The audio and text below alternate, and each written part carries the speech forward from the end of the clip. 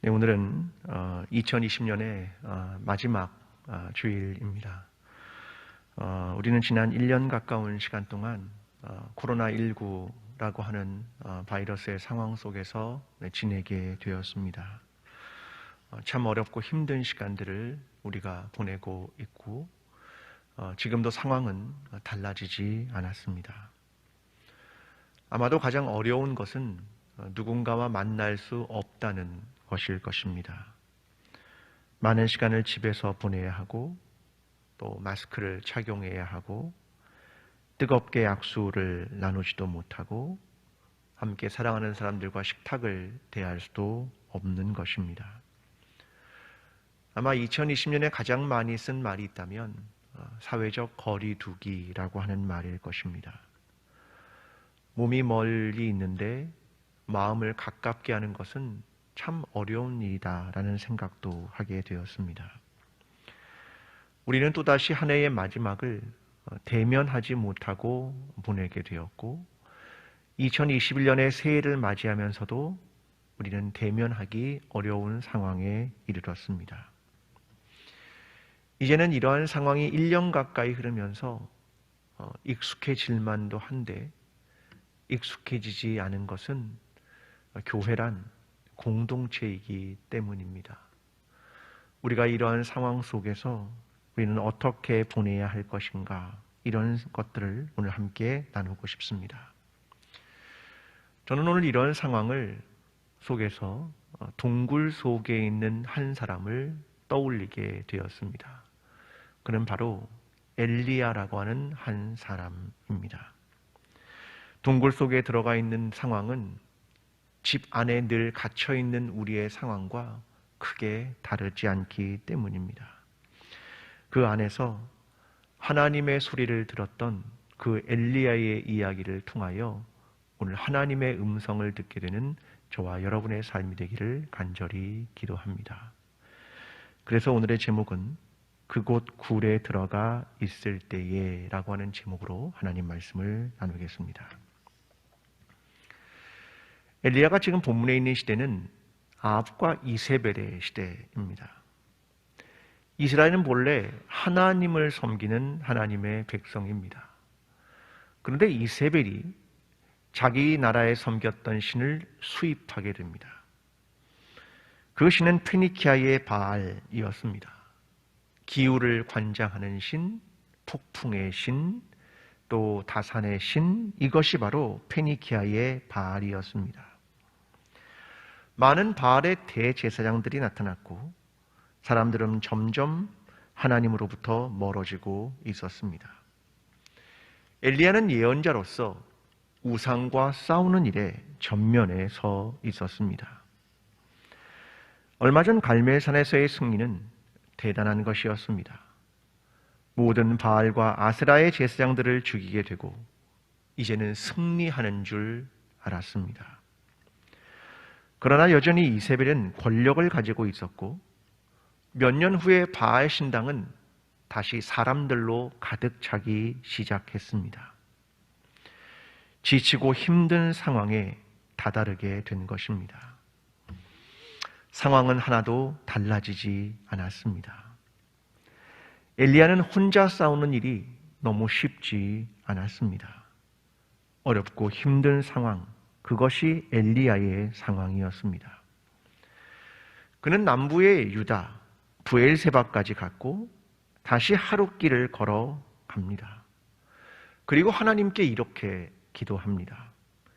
여호와여, 넉넉하오니 지금 내 생명을 거두시옵소서. 나는 내 조상들보다 낫지 못하니이다. 그는 지금 탈진하고 있는 것이었습니다. 그렇게 쓰러진 그는 로뎀나무 아래에 누웠습니다. 천사가 그를 어루만집니다. 일어나서 먹으라. 그의 머리밭에 구운 떡과 물 한 병을 놓았습니다. 그것을 먹고 힘을 차리기를 바라신 것이었습니다. 그는 그렇게 40일을 걸어 호렙산까지 걸어갑니다. 그리고 호렙산에 가서 동굴에 들어갑니다. 그리고 하나님께 다시 말합니다. 오직 나만 남았습니다. 하나님은 세미한 소리로 그에게 말씀하셨습니다. 엘리야야, 내가 어찌하여 여기 있느냐? 하나님은 그에게 질문하십니다. 그리고 이스라엘 가운데 바알에게 무릎 꿇지 아니하고 입맞추지 아니한 7,000명을 남겨두었다. 이 말씀을 하셨다는 것이 오늘 본문 전체의 이야기입니다. 오늘의 상황은 엘리야가 로뎀나무 아래에 누워있는 장면으로부터 시작합니다. 본문 5절의 말씀입니다. 로뎀나무 아래에 누워 자더니 천사가 그를 어루만지며 그에게 이르되 일어나서 먹으라 하는지라. 여러분 혹시 로뎀나무를 보셨습니까? 제가 몇 년 전에 요르단에 갔을 때 로뎀나무를 보게 되었습니다. 우리는 나무 그러면 커다란 나무를 생각하곤 합니다. 근데 저 나무는 풀과 같습니다. 커다란 잎사귀도 없고 그늘이란 한 사람이 누워서 얼굴 정도를 가릴 수 있는 작은 저 나무가 바로 로뎀나무입니다. 도대체 그늘이 있는지 그늘이 없는지 너무나 작은 저 나무의 그늘 아래 지금 지쳐있는 엘리야가 누워 있는 것입니다. 이것이 그의 상황을 보여주고 있는 한 장소입니다. 그런데 또 하나의 장소가 등장합니다. 바로 굴입니다. 9절의 말씀은 이렇게 말합니다. 엘리야가 그곳 굴에 들어가 거기서 머물더니 그는 호렙에 가서 굴에 들어갔다. 이렇게 말합니다. 여러분, 동굴이란 단절의 공간입니다. 또한 추운 날씨와 동물을 피하기 위한 공간이기도 합니다. 또한 어떤 사람들에게는 보호를 위한 공간이기도 합니다. 지금 엘리야가 있는 두 장소는 로뎀나무 아래와 그리고 동굴 안, 그것이 지금 엘리야가 서 있는 위치였습니다.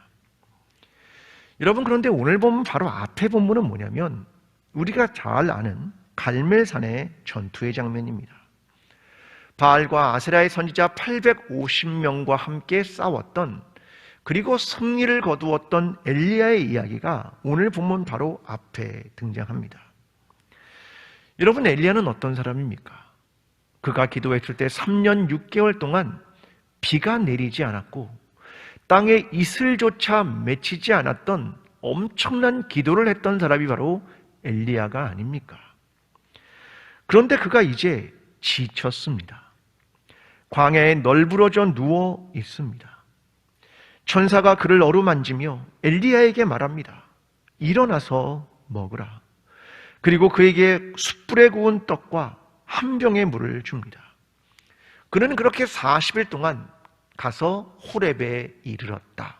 이것이 성경이 우리에게 들려주는 것입니다. 여러분, 성경에는 여러 개의 동굴이 등장합니다. 첫 번째 굴은 출애굽기 33장 22절에 나오는 곳입니다. 내용은 이렇습니다. 내 영광이 지나갈 때에 내가 너를 반석 틈에 두고 내가 지나도록 내 손으로 너를 덮었다가. 누구의 이야기냐면 모세의 이야기입니다. 그가 호렙산에 있을 때에 하나님이 그 앞을 지나가십니다. 그가 하나님을 피해 반석 틈에 숨었다. 이게 바로 굴입니다. 이것이 사람들은, 유대인들이라면 누구나 호렙산에 있는 엘리야가 굴에 들어간 것을 바로 모세가 반석 틈에 들어간 것과 생각을 똑같이 하게 될 것입니다. 그러니까 모세가 지금 피한 이 반석의 틈과 엘리야가 지금 숨은 이 굴을 유대인들이라면 누구나 머리에 똑같은 것으로 인식하고 있다는 말입니다. 하나님과 하나님의 백성의 언약을 맺었던 호렙산으로 가고 있는 그의 모습, 그것을 모세와 동일시하게 여기는 겁니다. 두 번째 굴은 다윗이 사울을 피해 도망갔던 굴입니다. 사무엘상 22장의 아둘람 굴이고요. 또 하나는 사무엘상 24장에 등장하는 엔게디 광야 드렴소 바위에 있는 굴이었습니다. 이곳은 다윗이 사울을 피하여 갔던 그 장소가 바로 굴이었다, 이렇게 설명을 하는 겁니다. 세 번째 굴이 있다면 이것은 아브라함에게 있어서의 막벨라 굴입니다. 아내인 사라를 매장했던 바로 그 매장지, 죽음의 공간이 바로 굴이었습니다. 유대인들에게 가장 가까운 굴이란 바로 죽음의 공간, 무덤을 의미하기도 했을 것입니다. 올 한 해 동안 우리가 경험한 굴 속에 갇혀있는 경험이란 바로 이런 것은 아니었겠습니까? 지침, 힘겨움, 멈춤, 외로움, 단절. 지금 이 상황에 놓여 있는 것이 엘리야의 상황과 너무나 흡사합니다. 엘리야처럼 작은 로뎀나무 그늘 아래에서 연명하고 있었는지도 모릅니다.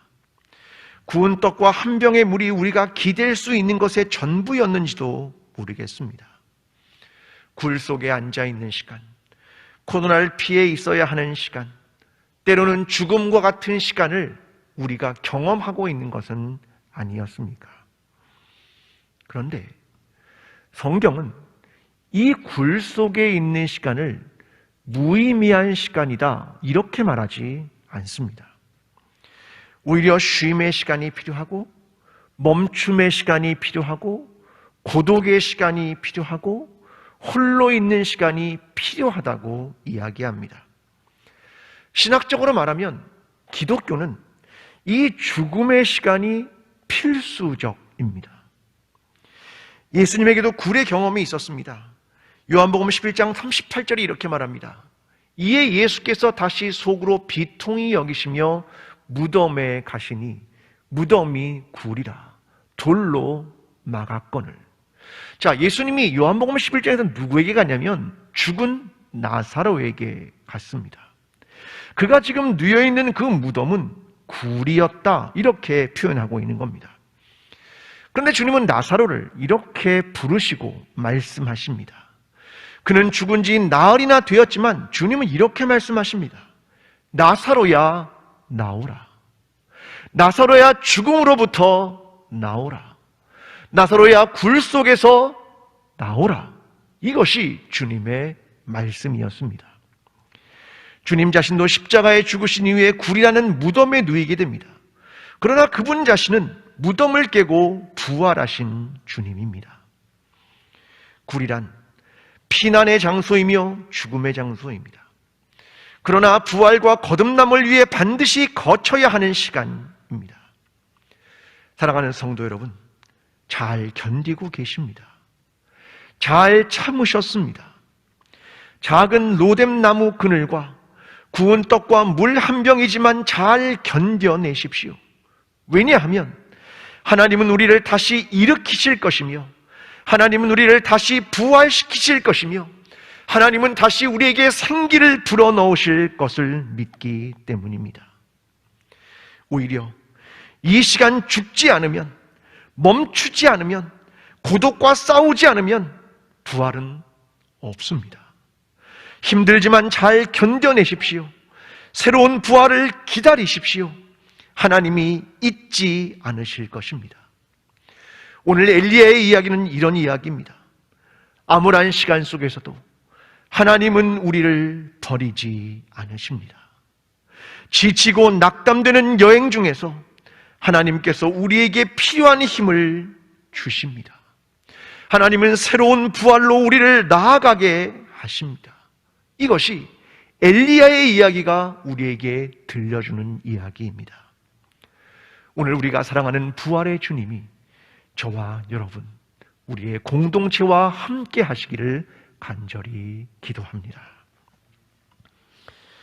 두 번째 이야기는 엘리야가 굴 속에 머물러 있는데 하나님의 말씀이 들렸다라고 하는 이야기입니다. 하나님은 질문합니다. 9절의 말씀입니다. 엘리야야, 내가 어찌하여 여기 있느냐? 그때 엘리야의 대답은 단식이었습니다. 10절의 말씀입니다. 오직 나만 남았거늘 그들이 내 생명을 찾아 빼앗으려 하나이다. 그가 지금 경험하고 있는 것은 절망과 두려움입니다. 그런데 그때 하나님의 음성이 그에게 들렸습니다. 11절과 12절의 말씀입니다.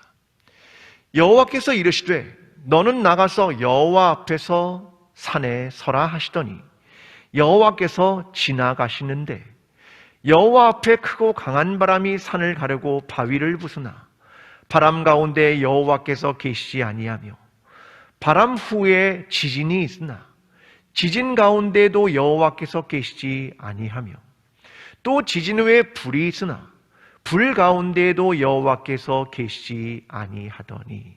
자, 이 이야기는 뭘 들려주고 있는 거냐면 이런 말입니다. 하나님께서 그에게 먼저 하시는 말씀은 이겁니다. 너는 나가라.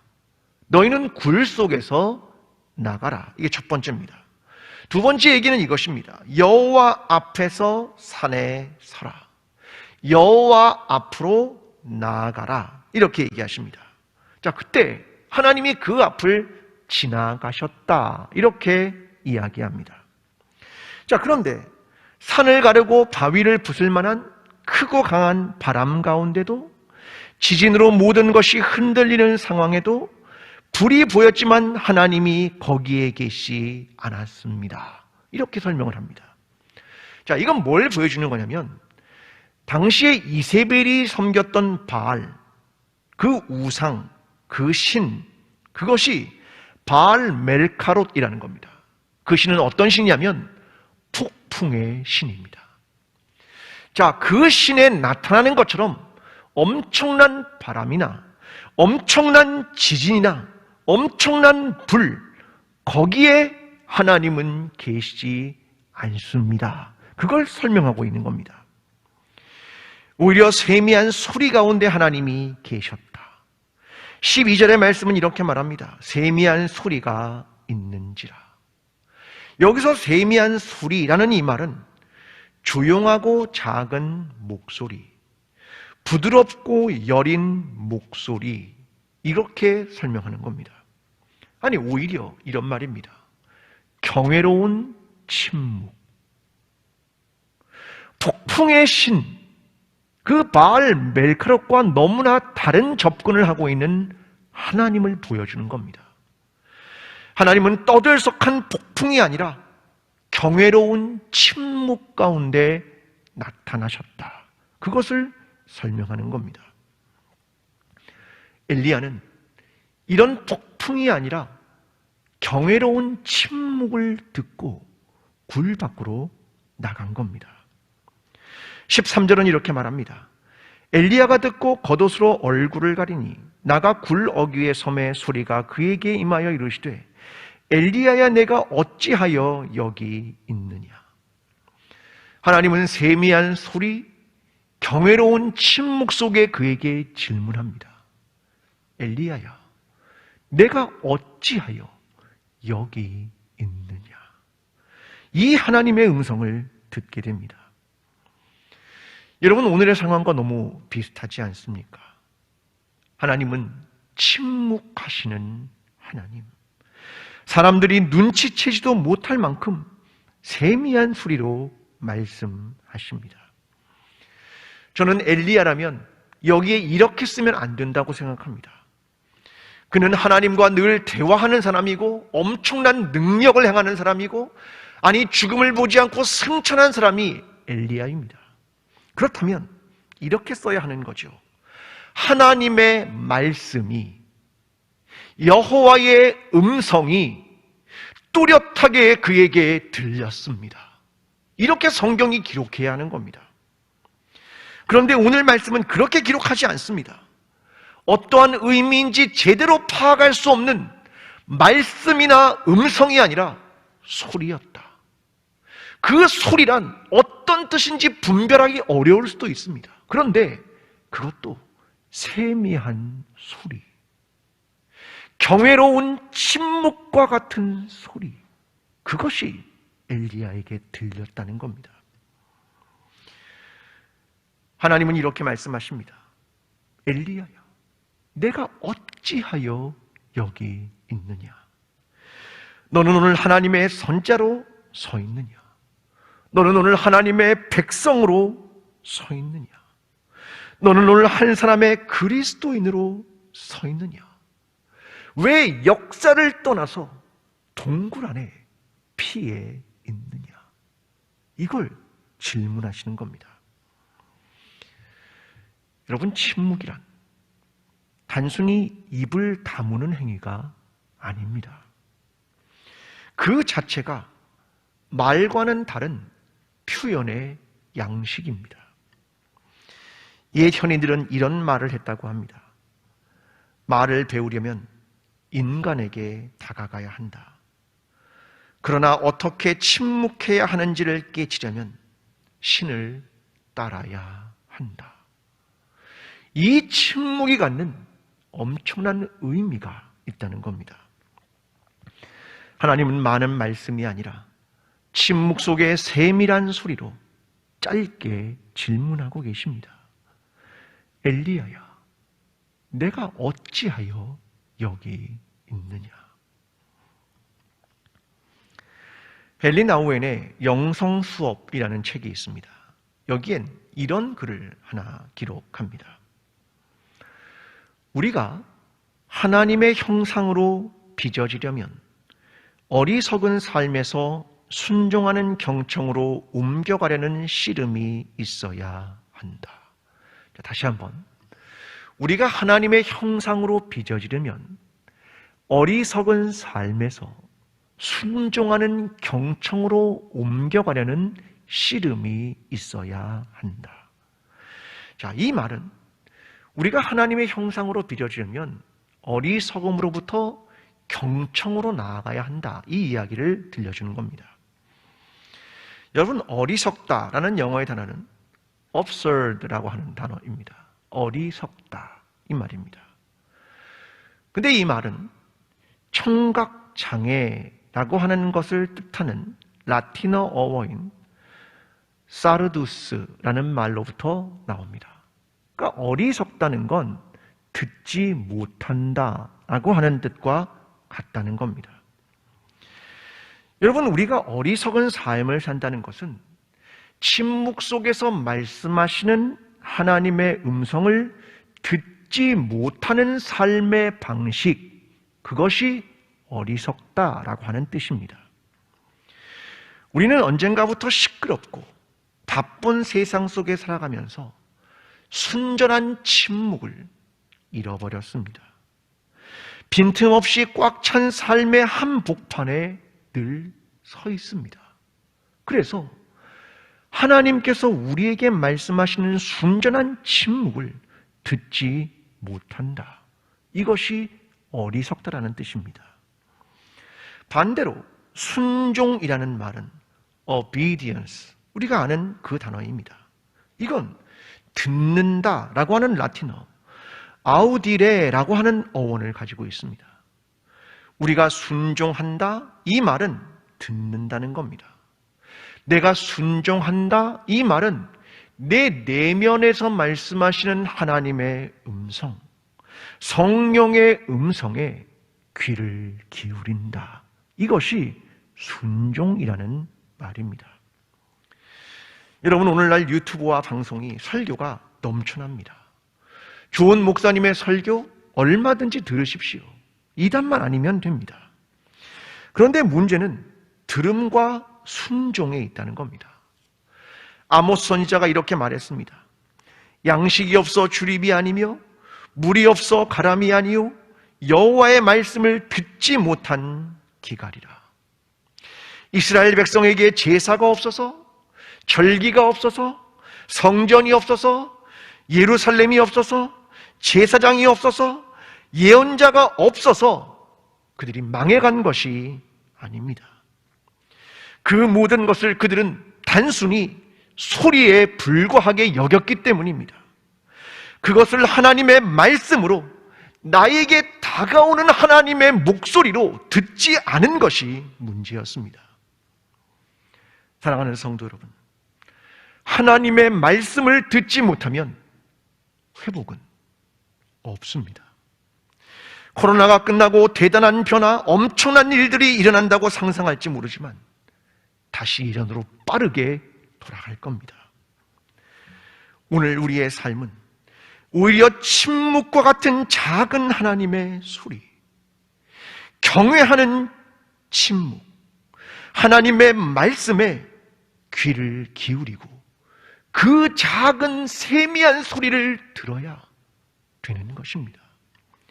하나님의 말씀이 나에게 들리는 그것에 귀를 기울여야 하는 것입니다. 내가 어찌하여 여기 있느냐?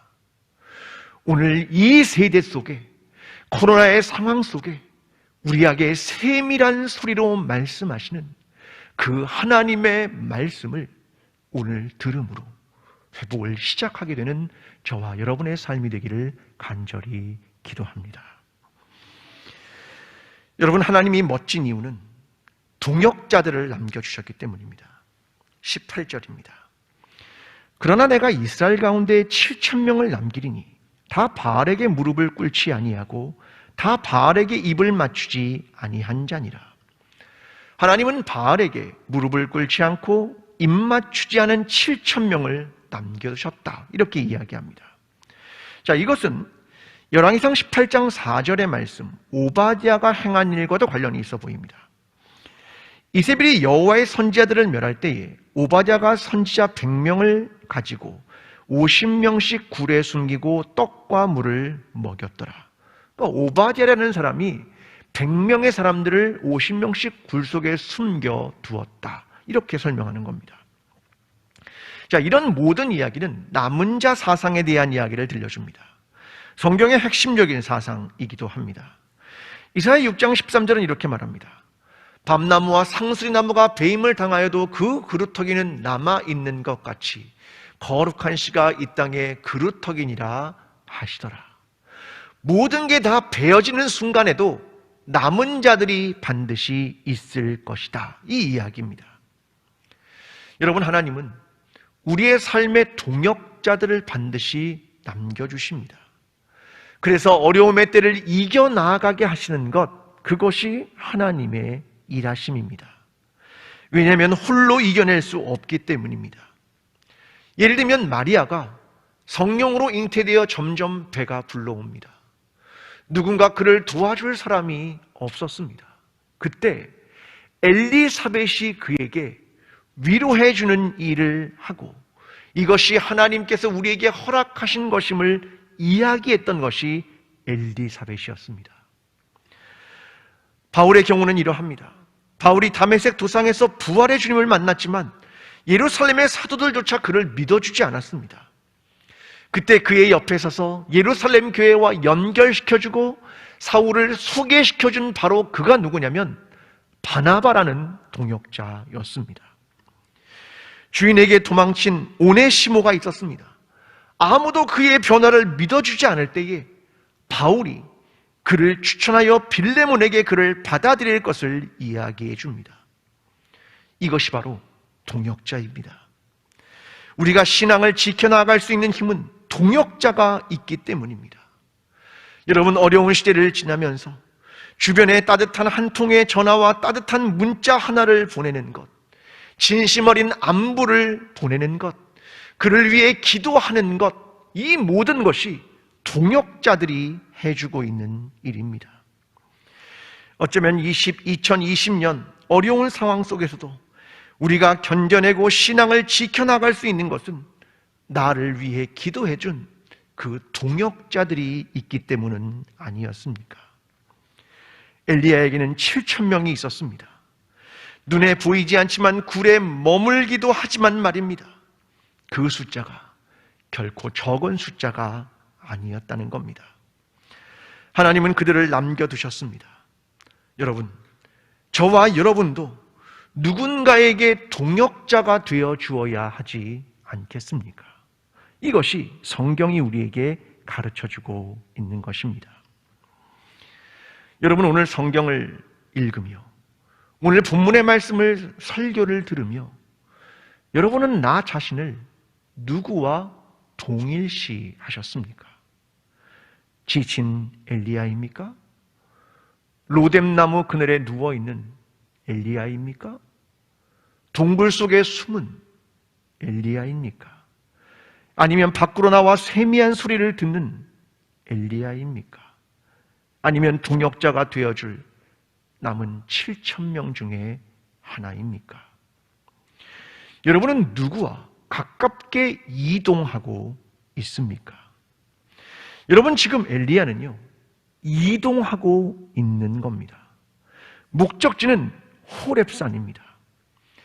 이스라엘이 하나님과 계약 백성으로 서게 된 장소, 바로 시내산, 호렙산, 바로 그 장소가 그의 목적지였습니다. 다시 신앙의 원천으로 되돌아가고자 하는 순례의 길을 그가 가고 있는 것이었습니다. 여러분, 이것은 단순한 의고주의가 아닙니다. 여러분, 의고주의라는 말이 있습니다. 이 말은 무슨 말이냐면, 예수를 하는 사람들이 고전을 숭배하고 모방하고 이상화된 과거로 돌아가려는 태도, 이것을 의고주의 이렇게 부릅니다. 지금 그가 호렙산에 간 것은 이 의고주의로 가서 이상화된 과거로 돌아가려는 게 아닙니다. 오히려 거기서 하나님을 만나게 되고 하나님이 그에게 이렇게 묻습니다. 엘리야야, 내가 어찌하여 여기에 있느냐? 단순히 과거로 돌아가는 그 얘기를 하는 것이 아니라 오늘 내가 서 있는 이 위치와 상황에 대한 물음입니다. 그리고 하나님은 침묵 가운데 세미한 음성으로 말씀하시는 겁니다. 내가 지금 여기에 있는 것이 옳으냐? 이 질문을 우리에게 하고 있는 것입니다. 그래서 하나님은 이어서 말씀하시는 겁니다. 하사엘과 예후에게 기름을 부어 왕을 삼고 엘리사에게 기름을 부어 선지자가 되게 하라. 이 말의 의미는 이것입니다. 현실을 피하지 말아라. 과거의 신앙에서 새로운 생명력을 발견하여라. 그리고 현재의 삶을 살아내어라. 이것을 말씀하시는 것입니다. 절망적인 상황에 나에게 다가오시는 하나님, 나에게 음식을 공급하시는 하나님, 그리고 나에게 말씀하시는 하나님, 그리고 나에게 동역자를 주시는 하나님, 그리고 새로운 소명으로 우리를 부르시는 하나님, 그 하나님을 오늘 우리는 발견해야 하는 것입니다. 그러므로 사랑하는 성도 여러분, 다시 하나님의 음성을 들으십시오. 경외로운 침묵을 들으십시오. 세미한 음성을 들으십시오. 광주 제1교회야, 내가 어찌하여 여기 있느냐? 이 하나님의 음성을 들으며 다시금 현재의 삶에서 힘있게 일어서며 새로운 부활로 나아가게 되는 저와 여러분의 삶이 되기를 간절히 축원합니다. 기도하겠습니다. 사랑하는 하나님 아버지, 오늘 우리는 굴 속에 숨어있는 엘리야와 같습니다. 하나님, 오늘 우리는 어딘가로부터 도피하고 싶은 마음을 가지고 있습니다. 그러나 하나님께서는 엘리야에게 세미한 소리를 듣게 하십니다. 엘리야야, 내가 어찌하여 여기 있느냐? 그 하나님의 음성을 듣고 새로운 힘과 새로운 부활로 나아가는 하나님의 모든 사람들이 될 수 있도록 하나님 우리와 함께하여 주시옵소서. 예수 그리스도의 이름으로 기도합니다. 아멘. 사랑하는 광주제일교회 성도 여러분, 2020년 우리는 지금 둥굴 속에 머물러 있는 것처럼 힘들고 외로운 삶이었지만 잘 견디셨습니다. 이 시간 우리에게 결코 무의미한 시간이 아니며 단순히 고통의 시간은 아닐 것입니다. 왜냐하면 그 순간 하나님은 우리에게 찾아오셔서 공급하시고 세미한 소리로 말씀하여 주시기 때문입니다. 경외로운 침묵에 귀를 기울이십시오. 내가 어찌하여 여기 있느냐? 순종의 삶으로 돌아오십시오. 그리고 누군가에게 동역자가 되어 주십시오. 그리고 현실 속에서 다시 한 사람의 그리스도인으로 살아가십시오. 부활의 주님이 힘든 여정이지만 우리와 함께 하실 것입니다. 이제는 우리를 위해 이 땅에 찾아오시고 십자가를 지시며 부활하신 예수 그리스도의 은혜와 변함없는 하나님으로 말씀하여 주시는 하나님 아버지의 사랑과 오늘이라는 현실의 삶에서 공급과 위로해 주시는 성령님의 역사하심이 절망 속에서도 포기하지 않으며 하나님의 세미한 소리를 듣고 질문 앞에 다시금 직면하며 살아가기를 소원하는 모든 예배자들 위해, 절망이 아니라 희망을 외치고자 하는 광주제일교회 위에, 회복을 갈망하는 나라와 민족들 위해 지금부터 영원까지 함께 하시기를 간절히 축원하옵나이다. 아멘.